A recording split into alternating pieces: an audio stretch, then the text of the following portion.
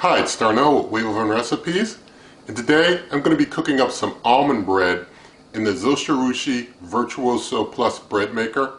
And this is not a recipe from their recipe book. They don't offer any almond bread recipes. This is my own recipe, and I don't know if it'll work in other bread machines, but you may try it in your own. So I'm going to show you my recipe, and we're going to get started on that almond bread right now. Alright, so I'm going to show you the ingredients one at a time as I put them in.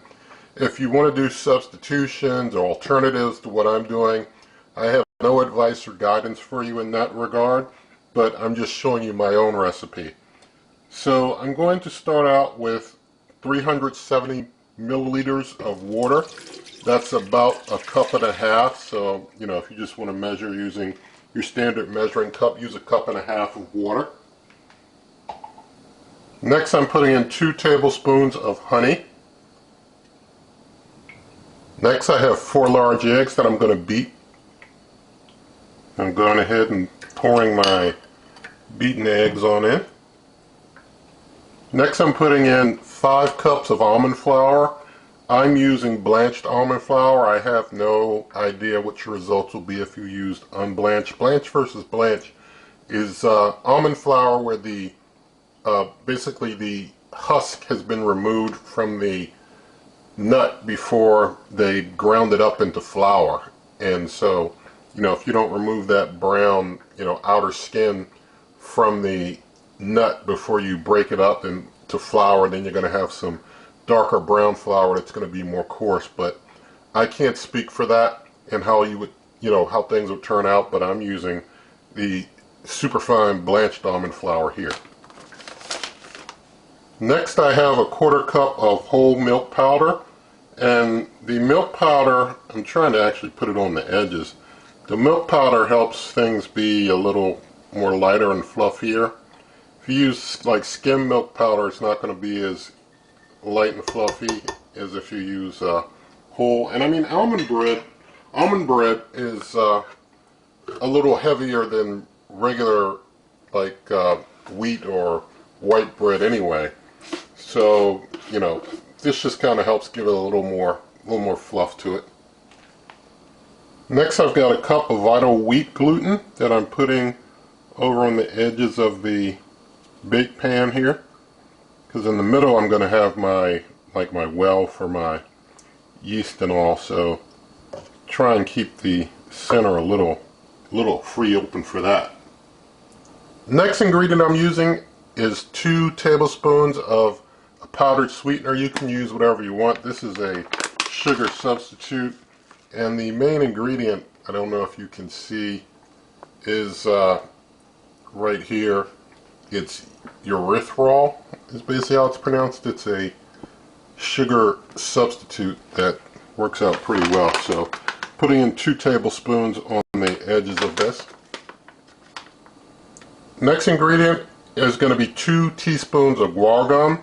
Guar gum helps this almond flour kind of thicken to stay together, because it's not going to, well, I guess you don't know, but it's going to not kind of hold together as well without a thickener in there. So I'm going to go ahead and put a couple teaspoons of that in.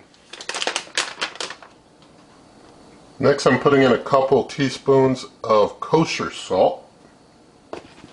Next, I have 2 tablespoons of unsalted butter that has been melted. So I'm just going to put the chunks, basically kind of divvy it up into smaller chunks and put those on the edges.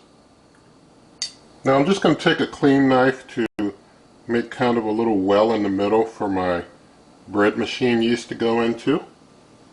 And I'm adding to that little well I made 2 teaspoons of bread machine yeast. And you put them in that well because you don't want them to mix with the other, ingredients too quickly, because when you start out, well, you don't know, sorry, but when you start out the bread machine, it kind of rests for a while, and then it starts mixing things up, and you don't want that bread machine yeast to mix up in there too quickly. So I'm going to go ahead now, open up and put the baking pan into the bread maker, and we'll close things up. And so now I'm going to set mine to the course for white bread, which is 1. And on crust control, I want dark because I want it to cook for an extended period of time. So I've got a dark loaf setting for white bread and hit start. And I'm going to move this back because if this starts moving and kneading, things are going to get to rocking and rolling. I don't want this coming off the edge of the counter. So I'm just going to move it back, and I'll bring you back, Lord willing, when this almond bread is all finished. Alright, we're just finished with the bake here, the bake portion of the bread making. I am not fully certain whether it got all cooked all the way through. The center looks a little, I'm not certain. I'm just sticking a, well, it looks, the knife comes out clean. So it went in deep and came out clean. So I think that the bread probably is done. All the same, I guess I'm still wondering. I'm going to leave it in the pan for like just 30 minutes. Let it just continue to kind of, you know, kind of get that carryover extra, you know, just staying in there. You know, it's not on or anything. But, and I'm just going to I'm going to hit cancel because I want it to stop. I don't even want it to do the keep warm thing. I'm just going to leave it in there just to kind of rest and get kind of that carryover heat for about 30 minutes before I take it out and put it on the cooling rack, even though it seems that the bread is completely finished and done. Alright, so I left things in there for roughly almost 20 minutes. I'm not going to let it set the whole 30. Things are starting to cool off in there anyway, and it's starting to look like it's all, you know, getting a little browner on top, so I'm pretty good with that. So basically I cooked it at the dark setting for white bread, which cooks for a little longer, and then I just left it in for about 20 minutes after the bake was over, just to, you know, make sure that things were really well cooked in there. And so now I'm just going to basically dump it out on the cooling rack here.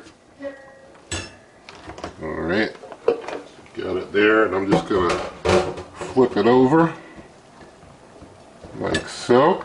It's still kind of warm. I'm going to let it set and cool totally completely, and then we'll slice it up.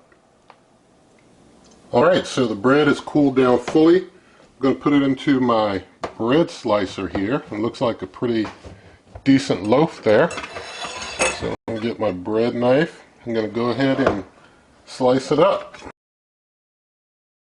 Alright, we've got everything all sliced. I'm going to try and get one of these slices from kind of deeper in, you know, make sure that it's all done all the way in.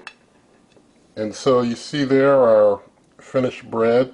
It's a denser bread, but looks pretty decent. So let's do a taste test. Alright, so let's thank God for and taste this almond bread. Here we go. I'm just going to break it off there.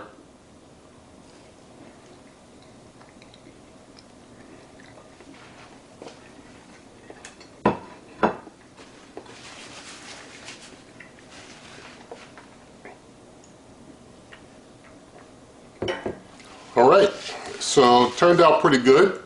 Almond bread is going to be a denser loaf, but it's, you know, pretty good if you want an alternative flour bread. I do know everybody's situation with these types of alternative flour breads may be different, and, you know, for you who need a different type of ingredient mix, I'm sorry, I don't have an answer for you. That is something you will have to experiment with through trial and error on your own. I do know that some bread machine recipes for almond bread that are floating around the internet, you know, they might use like maybe 2.5 cups of bread flour, of almond flour and such, or, you know, much lower amounts. With that, you're going to get a much thinner loaf, much smaller loaf if you use, like, you know, less. So, you know, the recipe that I've put together is able to accommodate, you know, using a 2-pound bread machine, and, you know, making a decent sized loaf that has a, you know, decent cut size of bread. So, I do like it, and I think that it turned out pretty good. You can try putting your own spin on things, and, whatever you do is up to you. But in the video description, there will be a link to the full recipe. Also, if you want to support this channel, there's a link to my cookbook. This recipe is not in that cookbook, but still all the same. Lots of great recipes in that cookbook. And, also if you're interested in the bread machine, I'll have a link to that as well in the video description. And if it's available, then, you'll be able to get it. If not, it's a popular one. But, you can also see if this works with other bread machines or bread makers you might have. Now, with all of that said, if you did like the video, please do give it a thumbs up, share the video with a friend, leave your comments, subscribe, hit that notification icon, and good eating.